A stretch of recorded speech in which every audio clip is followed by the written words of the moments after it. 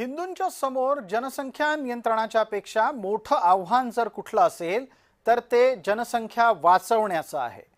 स्वातंत्र्याच्या नंतर आजवर 25% हिंदू धर्मांतरित झालेले आहेत। दुसरीकडे उरलेल्या हिंदूंना धर्मांतरित करण्याचे प्रयत्न थांबत नाहीयेत। नमस्कार, मी प्रसाद काथे आणि आपण पाहताय जय महाराष्ट्र न्यूज। आजचा सवाल हाच की धर्मांतराच्या साठी सुरू असलेला कॉर्पोरेट जगतातला जिहाद चालवतोय कोण? हा सगळा विषय जन्माला आला तो नाशिकमधून। नाशिकमध्ये घडलेलं सगळं प्रकरण आपल्याला आठवत असेल। नाशिकच्या टाटा कन्सल्टन्सी सर्व्हिसेस कंपनीमध्ये कॉर्पोरेट जिहाद राबवण्यासाठी एक नियोजनबद्ध षडयंत्र आखलं गेलं। त्याची ज्या वेळेला चर्चा बाहेर आली त्यावेळेला हा विषय अधिकच गांभीर्याने सर्वत्र चर्चिला गेला। पण फक्त आणि फक्त हे नाशिकमध्येच होतंय असं अजिबात नाही। जे पुण्यात घडलं त्या संदर्भातली एक महत्त्वाची पत्रकार परिषद पुण्यामध्ये आज झाली। त्या पत्रकार परिषदेची दृश्य सुद्धा आपल्याला दिसणार आहेत, कारण या पत्रकार परिषदेमध्ये संबंधित पीडिता स्पष्टपणे समोर आली होती। पत्रकार परिषदेतल्या व्यक्तीकडून या संपूर्ण प्रकरणामध्ये तिच्यावर काय घडलं त्याची माहिती देण्यात आली। नाशिक नंतर पुण्यामध्येही कॉर्पोरेट जिहाद समोर आलाय। कंपनी छोटी मोठी म्हणावी असं नाही, ही एक अत्यंत प्रतिष्ठित कंपनी आहे। हिंजवडीतल्या एका अत्यंत प्रतिष्ठित IT कंपनीमध्ये एका महिला कर्मचाऱ्याचा मानसिक छळ झाल्याचा आरोप हिंदू जनजागृती समितीने केलाय। आपल्या आरोपाला बळ देण्यासाठी संबंधित महिलेला घेऊन त्यांनी पुण्यामध्ये पत्रकार परिषद केली। त्या महिलेचं काय म्हणणं आहे ते ऐका। राम कुमार के साथ रिलेशनशिप करके आप दुबई जा सकती हैं एंड दुबई जाकर आप मेरे बहुत सारे शेख से कॉन्टैक्ट्स हैं जिनके साथ आपका मैं ब्याह करा दूंगी और ब्याह करके आप आराम से गाड़ी सोना जो चाहिए वो सब आपको मिलेगा। एंड वो लोग औरतों को बड़े प्यार से रखते हैं, मिसट्रीट नहीं करते हैं, आपको पूरा पूरा सम्मान मिलेगा। आपके हस्बैंड ने जैसा रखा हुआ है आपको अकेले या धुतकार के वैसा नहीं होगा। आपके साथ लाइफ बड़ी अच्छी हो जाएगी दुबई जाने के बाद।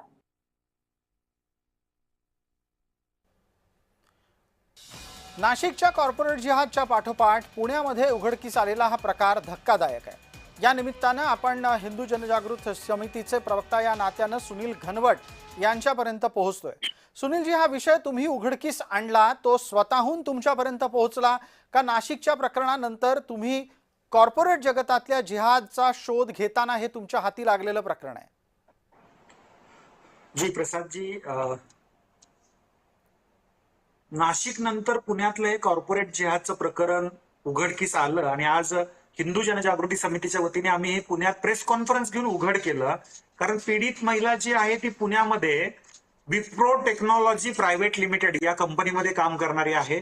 साधारणपणे 2019 पासून 2025 पर्यंत ती त्या ठिकाणी काम करत होते आणि तिला आलेले जे अनुभव आहेत ते आजच्या पत्रकार परिषदेमध्ये अत्यंत उघडपणे तिने सांगितलेले आहेत की ती स्वतः त्या कंपनीमध्ये प्रोजेक्ट मॅनेजर म्हणून काम करत होती।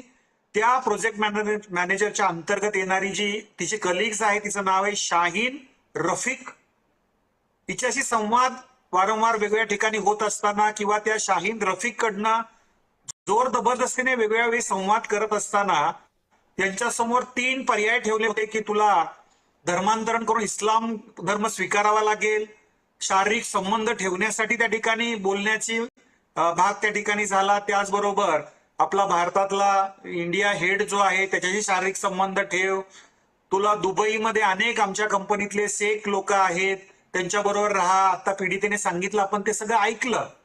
दुःख या गोष्टीचं वाटतं की TCS कंपनीत झालं, मुंबईतल्या SBI बँकेतलं प्रकरण आत्ताच आहे, नागपूरमध्ये NGO जिहाद कॉर्पोरेट कंपन्यांमधला सुरू आहे तो समोर आला आणि आता हे पुण्यातलं विप्रो लिमिटेड कंपनीमधलं प्रकरण आहे।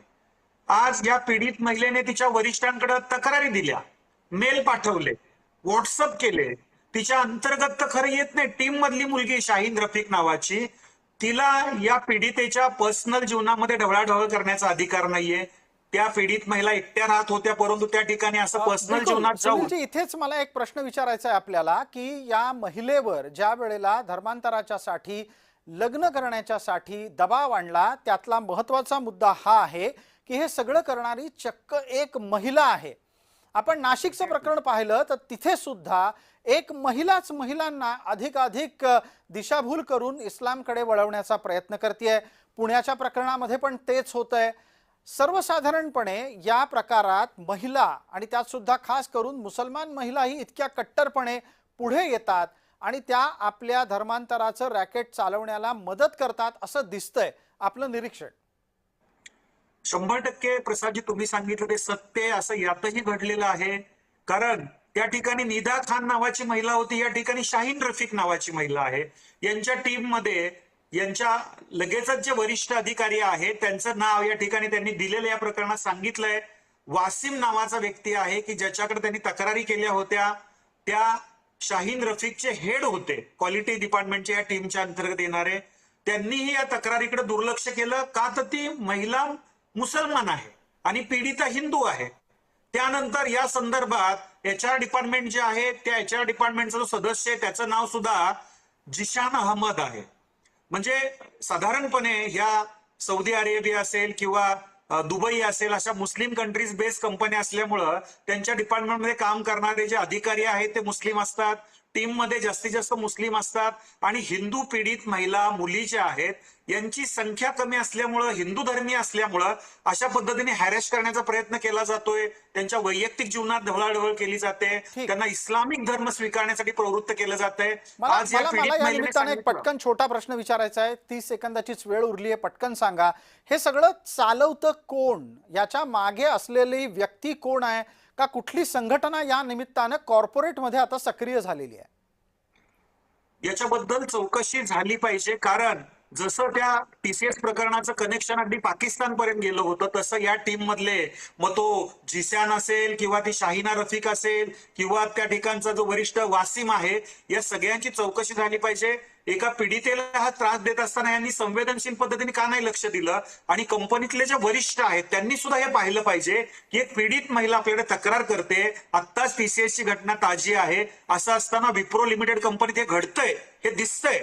या पीडितेने सांगितलं मी एकटी नाहीये, अशा अनेक जणी असतील आहेत, परंतु त्या तक्रार द्यायला पुढे येत नाहीयेत. आणि प्रश्न हा विप्रो लिमिटेड कंपनी पुरता नाहीये, तर अशा IT मध्ये कॉर्पोरेट सेक्शनमध्ये काम करणाऱ्या कंपन्यांची चौकशी झाली पाहिजे.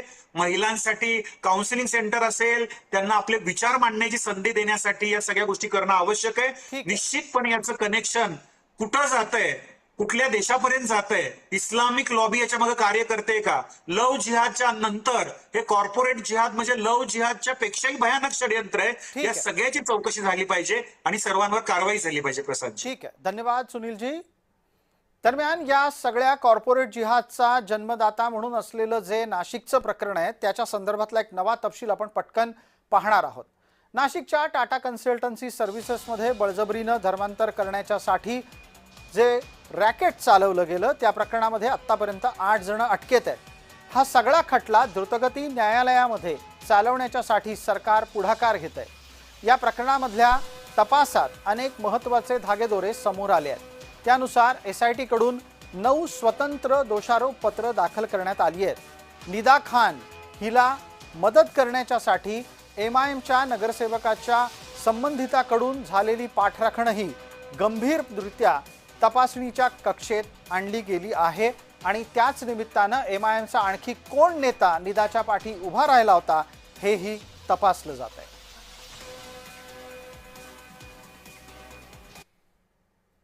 तूर्तास इतकंच. आपण पाहत रहा फक्त जय महाराष्ट्र.